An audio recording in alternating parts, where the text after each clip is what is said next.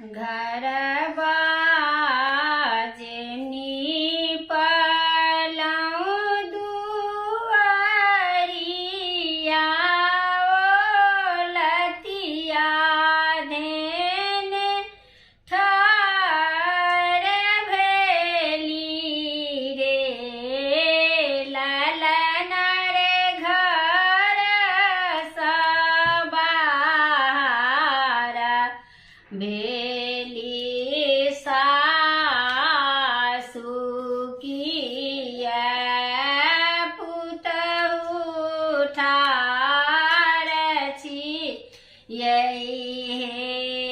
लाजक बात सासु कहलो ने जाइए हे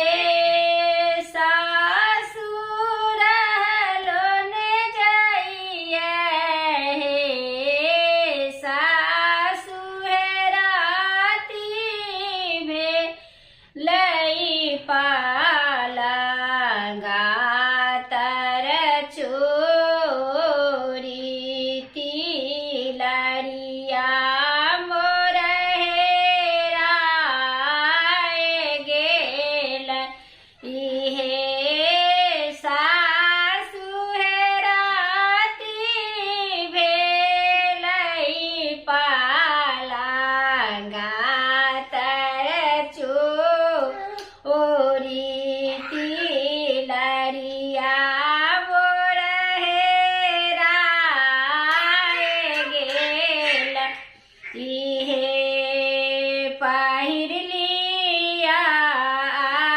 हे पुतहु दक्षिणी के चिरवा हे पुतहु पैर के पयलिया हे पुतहु है चढ़ी जइयौ गाखु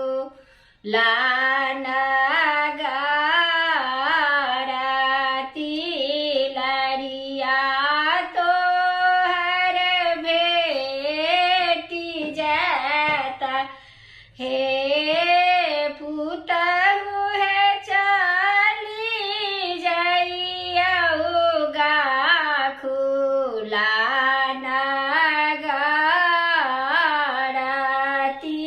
तिलरिया तोहर भेटी जाता हे भोराही भेल भीन बाकी माझे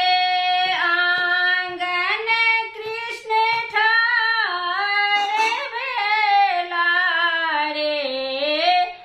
ललन रे घर सबार भेली जा सोमति किया पुत्र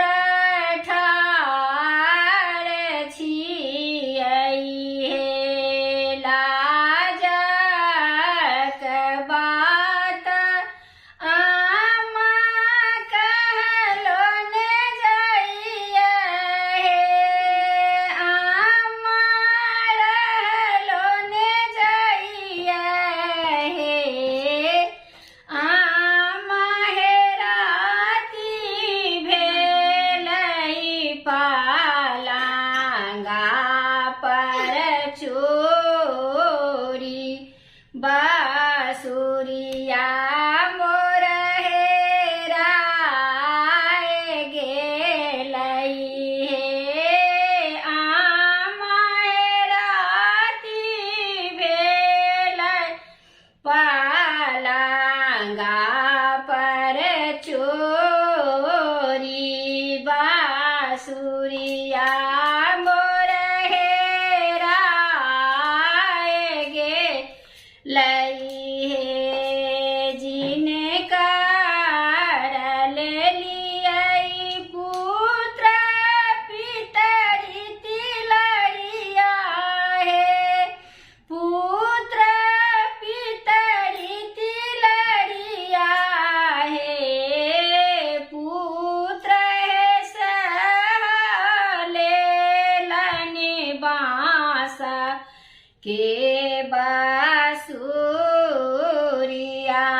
तिलड़ी लड़िया दैये दियऊ हे इजुनी बुझियऊ धानी बस के बसुरिया हे धानी बस के बसुरिया हे धानी है बांसुरी में बसथी वासुदेव बांसुरिया साढ़े 300 के जोनी बूझू धानी बस के बसुरिया हे धानी है बांसुरी में बसथी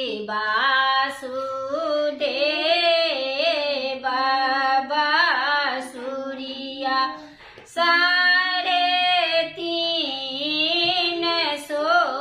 के जोनी बुझियऊ पिया पितरी तिलड़िया हे पिया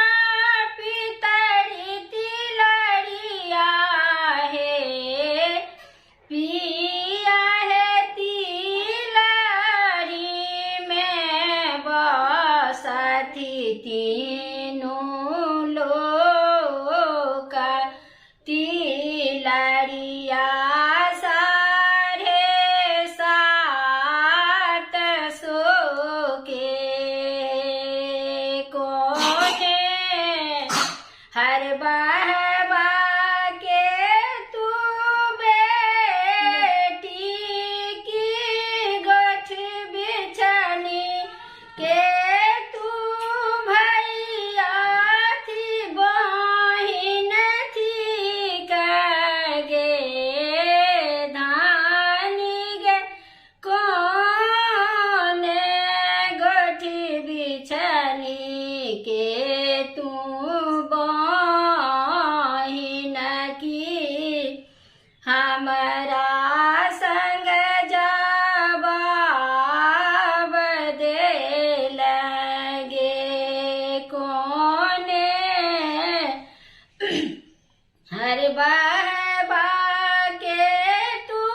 बेटा चर बहबा के तू भैया थी का हो राजा हो कोने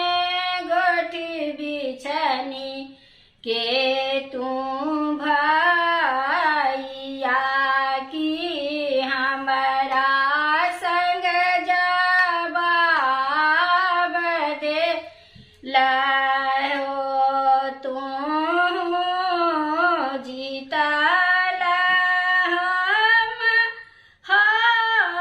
हारल सोहर गावल हो राजा तीन कहु